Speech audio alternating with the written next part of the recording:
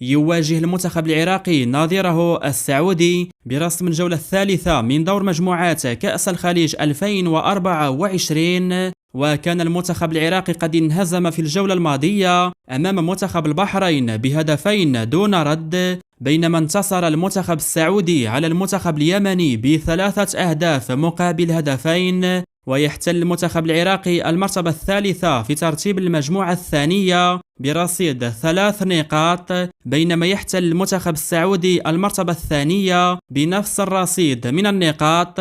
مباراة العراق والسعودية ستجرى يوم السبت 28 من ديسمبر في تمام الساعة 5:30 مساء بتوقيت العراق والسعودية. المقابلة ستقام على أرضية ملعب جابر الأحمد الدولي بمدينة الكويت، ومن المنتظر أن تنقل المقابلة على قناة العراقية الرياضية وقناة SSC نيوز السعودية.